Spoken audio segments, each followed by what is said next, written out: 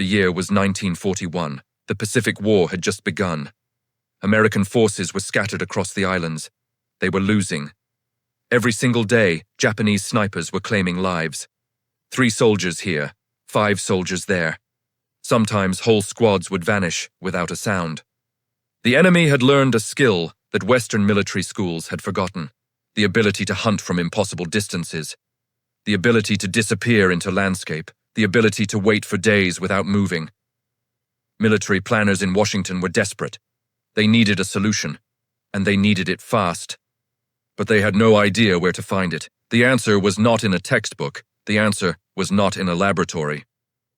The answer was walking through the reservations of the American Southwest.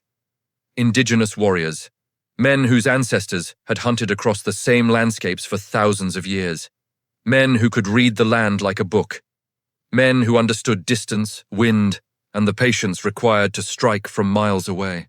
This is the story of how America discovered that the most advanced military technology of the war was not a weapon at all. It was knowledge, ancient knowledge, and it came from the people America had tried to erase. In 1940 and 1941, the United States Army faced a crisis. They had no answer for Japanese sniping tactics. Standard military doctrine said snipers should operate from 500 yards, maybe 800 yards on a good day. But Japanese snipers were operating at distances American commanders did not think were possible. 1,200 yards, 1,500 yards. Some reports suggested engagements from 1,800 yards or more. How was this possible? American ballistics experts were confused. Rifles should lose accuracy at these distances. Wind interference should make such shots impossible. Gravity should make it impossible. Yet Japanese snipers were doing it. Infantry officers did not understand it. They saw soldiers dropping with no visible enemy. They heard no gunfire. By the time the shot arrived, the sniper was gone. The training programs the American Army had developed did not account for this. Infantry marksmanship instruction focused on rapid fire, aimed fire at close range, shots from 100 to 300 yards. This was the doctrine of industrial warfare. But the Pacific was not Europe. The islands were thick with jungle. Coconut trees provided endless positions for shooters. Coral formations created natural fortifications. Visibility extended for miles across open water and terrain. Japanese military doctrine had embraced the sniper as a critical weapon system. They trained their best marksmen for months, years in some cases. They practiced patience, they practiced wind reading, they practiced understanding how light affected the target. American military schools had dismissed this as primitive or overly careful. This was a mistake. The Army's initial response was to send more soldiers, overwhelm the problem with numbers, send infantry forward, suppress with firepower. But this only increased casualties. By 1942, the Army leadership understood they were facing a legitimate crisis. They needed something new, something their training manuals did not contain. Something that required a completely different way of thinking about warfare. In 1942, an officer named Colonel William Horton was stationed in Arizona. He was reviewing casualty reports from the Pacific. He saw the same pattern over and over. Soldiers killed from impossible distances, no warning, no visible enemy. He remembered something from his childhood. Stories his neighbors had told him about Apache and Navajo hunters who could track game from miles away, who could move through landscape without being seen, who could wait motionless for hours, days even. Most officers would have dismissed this thought. It seemed like folklore, romantic nonsense about the frontier. But Horton was desperate, and desperation makes men think clearly. He submitted a proposal in early 1942. The proposal was simple.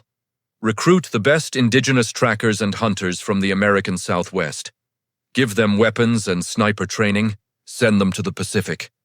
The military hierarchy responded with skepticism.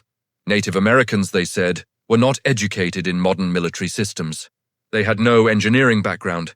They could not understand the technical aspects of ballistics and optics. But Horton pushed back. He brought data to his meetings.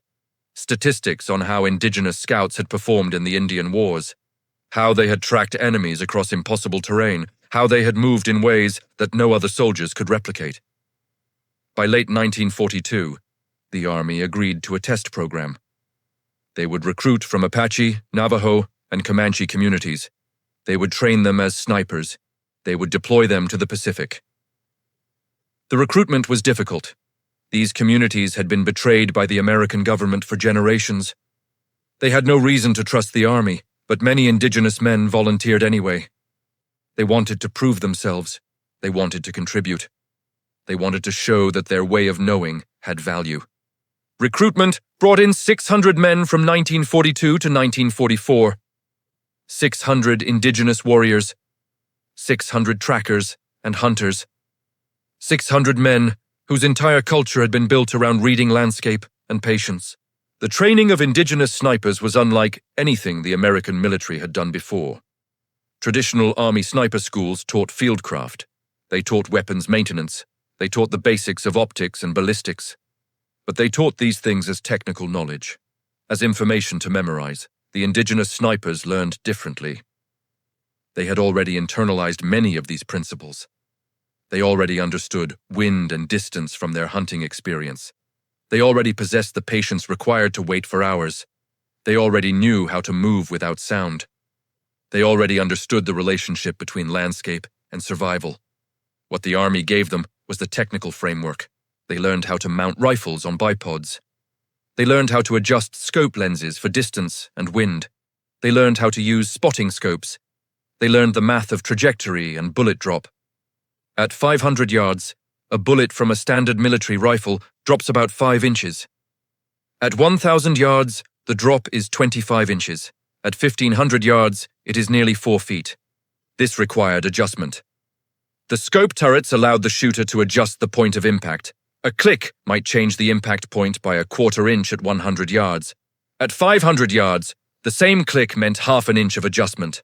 At 1,000 yards, it meant different mathematics entirely. Indigenous snipers grasped this immediately. They understood scaling relationships from hunting. They understood that a moving target at distance moves differently than a target close by. They understood trajectory because they had to calculate it when hunting. Wind reading became their dominant skill. A sniper cannot rely on scopes for wind reading. The sniper must observe. Watch the grass. Watch the trees. Watch the water. Watch the smoke. Watch the dust. At 100 yards, a 5-mile-per-hour wind has minimal effect. But at 500 yards, a 5-mile-per-hour wind will push a bullet 3 inches off target. At 1,000 yards, that same wind pushes the bullet 18 inches off target. At 1,500 yards, the effect is 30 to 40 inches. Indigenous warriors had spent their entire lives reading wind. They had hunted game that required understanding wind at long distances. They brought this skill to the training. They mastered wind reading faster than any soldiers the Army had trained before. The Army also taught them to understand angle. Most shooting instruction assumed level terrain, but the Pacific Islands were not level. You might shoot from elevated positions. You might shoot downhill. You might shoot from a valley up toward a ridge. Each angle changed the ballistics. Shooting downhill makes the effective distance longer. Shooting uphill makes it shorter. A 30-degree downhill shot at 500 yards behaves like a shot at 400 yards. Indigenous snipers understood angles from mountainous terrain. They grasped this immediately. By 1943, the first groups of Indigenous snipers were ready for deployment. They had learned the technical knowledge. They had integrated Western ballistics with their own knowledge of distance and landscape. They were the most accomplished long-range marksmen the American military had ever produced. The first major deployment of Indigenous snipers came in the summer of 1943. They were sent to the Solomon Islands, specifically to Guadalcanal and surrounding positions. Japanese forces still controlled portions of the island chain. They still maintained snipers in the jungle canopy. The American infantry was still taking casualties. The Indigenous snipers immediately made an impact. They understood the jungle in ways that other soldiers did not. They could move through thick vegetation without making sound. They could identify sniper positions by reading landscape cues that other soldiers could not see. A Japanese sniper hides in a coconut tree. Most American soldiers see the tree. They see that it overlooks a trail. But the indigenous sniper sees more. They see that the bark is freshly disturbed. They see that certain branches are trimmed to provide sight lines. They see that there is no bird activity in one section of the crown. These signs tell them exactly where the sniper is positioned. The Japanese responded by targeting the indigenous snipers. They understood immediately that these soldiers were different. They were more dangerous. They were harder to locate and eliminate. The most documented case came in September 1943. An Apache sniper named Hosteen Sots worked with the 2nd Battalion of the 23rd Marines. For 3 weeks, Sots operated independently and in small teams. He was credited with eliminating 18 Japanese snipers, not soldiers, snipers, trained specialists. Each elimination required him to locate an enemy already hidden in the jungle. Find them before they found him. Move to a firing position without being detected. Calculate the exact distance and environmental factors. Make the shot count. And escape before return fire could be effective. Hosteen Sots completed this task 18 times in 3 weeks. No other soldier in the Pacific Theater achieved similar results. Another Apache sniper, named Goyathle, operated on New Georgia Island. For 5 months, he worked with the 37th Infantry Division. He was credited with more than 40 confirmed eliminations, most at ranges exceeding 1,000 yards. The Japanese military eventually posted specific bounties for the capture or death of these indigenous snipers. They understood that a single indigenous warrior could eliminate entire squads of well-trained soldiers. They understood that the balance of power was shifting. By the end of 1944, indigenous snipers had become the most respected and feared marksmen in the Pacific Theater. Japanese commanders issued standing orders. Identify indigenous snipers immediately. Eliminate them at any cost. They posed more danger than regular infantry. They posed more danger than artillery. They were a strategic threat. Reports from frontline commanders were consistent. The indigenous snipers were requesting fewer support troops. They were eliminating more enemy soldiers. They were suffering fewer casualties themselves. They were changing the tactical situation wherever they were deployed. The story of indigenous snipers reveals something profound about the nature of warfare and knowledge. For generations, American military theory had assumed that knowledge was produced in institutions, in academies, in laboratories, in schools designed to teach formal systems and technical information. The success of indigenous snipers shattered this assumption. They proved that knowledge could reside in cultures and traditions, that practical mastery could exceed formal training. That understanding accumulated over thousands of years of interaction with landscape and survival could provide capabilities that no textbook could teach. The United States military had spent millions of dollars developing ballistics programs, refining weapons, creating advanced training systems. But the answer to one of their critical wartime problems did not come from any of this. It came from listening to people they had systematically excluded and marginalized. After the war, this lesson was forgotten. Indigenous soldiers were largely ignored in official histories. Their contributions were downplayed. The military never fully embraced the model of learning from indigenous knowledge systems. They returned to institutional models of training and preparation. But the record is clear. During the years of 1943 to 1945, when indigenous snipers were actively deployed, the casualty ratios favored American forces. Soldier for soldier, position for position, the indigenous warriors changed the outcome.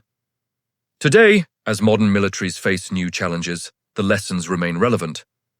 The most advanced technology in the world cannot replace the knowledge gained from deep, generational understanding of environment and practice. The most sophisticated training systems cannot replicate what is learned through a lifetime of careful observation. The people who seem least likely to have answers often possess the deepest solutions. This is the legacy of the indigenous snipers. They reminded the world that strength comes from unexpected places, that the past contains knowledge that the present desperately needs, and that humility in the face of different ways of knowing leads to better outcomes. The snipers from the past changed everything. Not because they had more advanced rifles, not because they had better optics, but because they brought different knowledge, older knowledge, more practical knowledge, knowledge that turned the tide of war